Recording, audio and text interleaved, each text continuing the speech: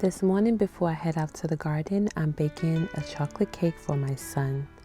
I plan on using the abundance of mint that we have in our garden in this cake for the icing. And this is not my recipe. The recipe link will be in the description of this video. It's actually a King Arthur's blackout cake. It's one of my family's favorite recipes. And this time around I am making the cake, but I'm using fresh milk flour, and this is soft white wheat.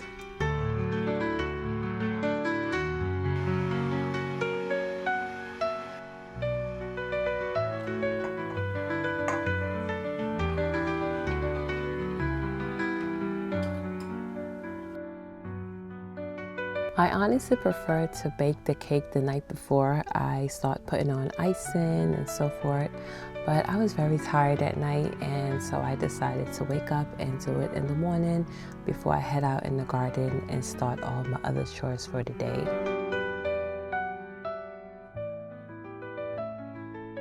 I use the King Arthur's recipe, but I don't necessarily follow all of their instructions. So if you would like to make this cake, check out the link below. I am not sponsored by King Arthur's in any way, but we just like this recipe a lot. So I'm just gonna put my cake to bake. And while I put my cake to bake, I am actually gonna head outside, put the timer on, head outside and get to the garden and see what chores or what's going on in the garden.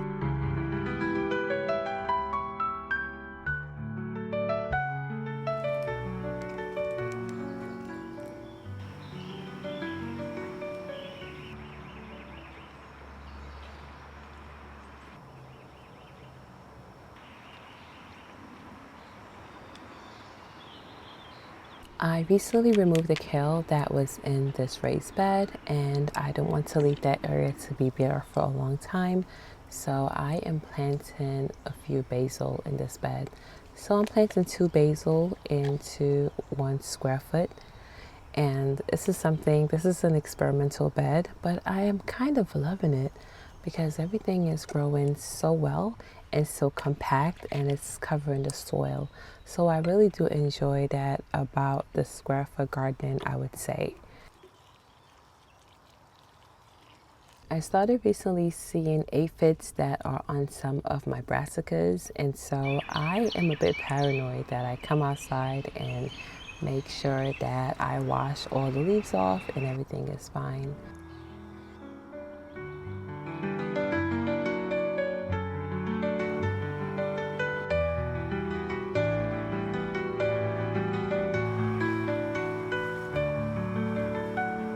Mint is not shy about taking over your entire garden. So we have lots of mint that's currently growing in our yard right now. And I'm thinking of so many ways that I can use mint. And one way I'm going to use it is by infusing it into heavy cream so that I can make the frosting for my son's cake.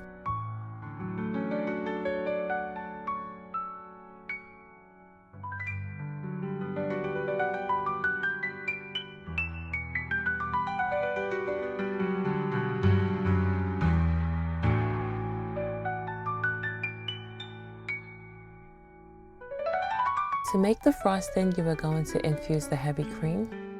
And to do this, I put about 3/4 of a cup of mint along with 1 cup of heavy cream. You can use less or more mint, it depends on you. I didn't want to use too much mint because this was my first time trying this, and I didn't want to overwhelm the cake with too much of a mint taste. You are going to let your mint and your cream sit to simmer. You're not going to let it boil. You don't want to squish your cream. And then you're going to let it sit there for about 20 to 30 minutes. Take off the stove, move it away from the heat, and then you're going to strain out your mint from the cream. Then I will go ahead and add the chocolate, put it back as a double boiler. If you have a microwave, you can use this to melt your chocolate inside of the cream, and this is going to make the filling for your chocolate cake. Once everything is melted and combined, you're going to put it in your refrigerator to become cool. While I let my cake and my frosting cool, I actually put the cake in the freezer so that it can become hard.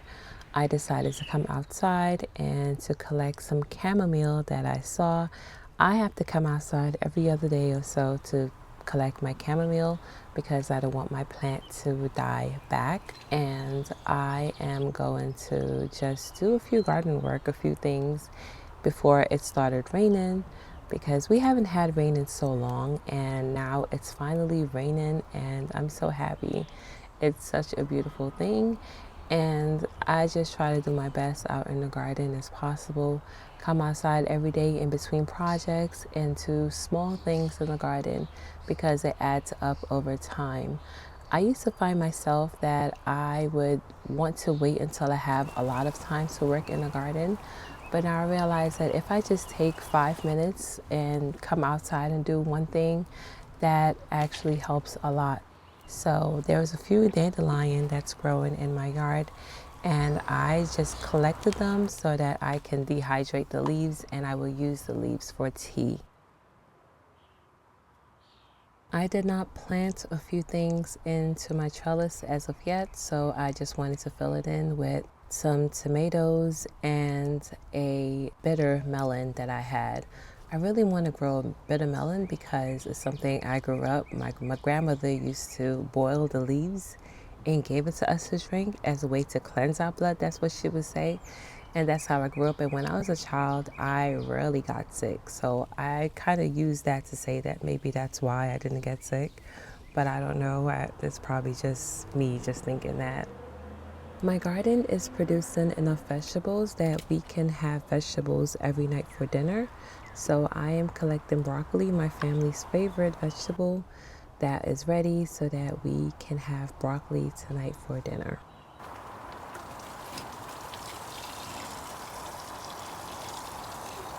My children do have chores to help to water the garden and to take care of the garden, but I like to still come behind them and still water just in case they miss a few spots.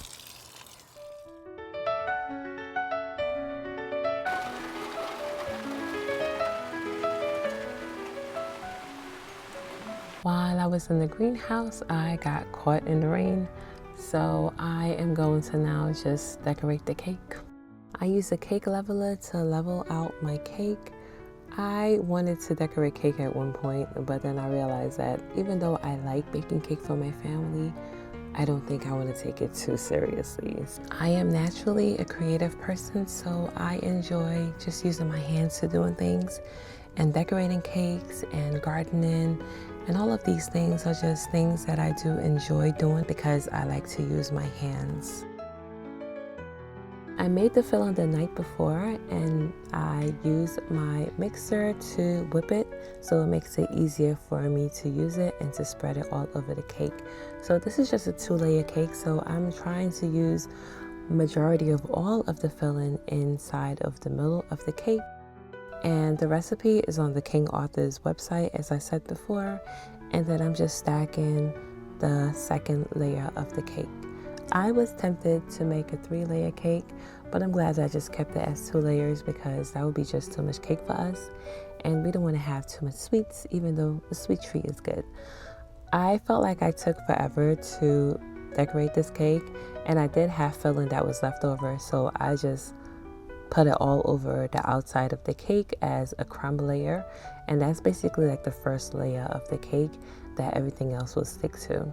And then I put it in the fridge for about 20 to 30 minutes, and then I come back to now frost the cake with the frosting. And I did the same thing to the frosting that I did with the filling, where I use my mixer to whip it so it makes it easier to spread. To be honest, my frosting came out a little bit thicker than I wanted it to be. I don't know why. I made this recipe so many times, but this time around it was a little bit thicker. I don't know if it was that mint taste or what it was, but it was a little bit thicker, and that's fine. So I just used it the best that I can, and it still came out really good. And my son, he really enjoyed his cake. He said that it's one of the best cakes, and he enjoyed the mint addition to the cake. I was a little bit worried about that because chocolate mint is not something that every single person loves.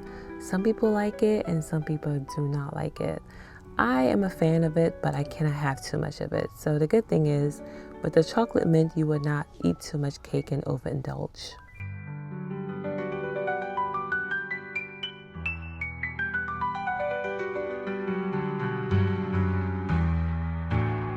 So the top layer that I cut off when I leveled the cake, I use it, crumbled it, and use it at the top of the cake.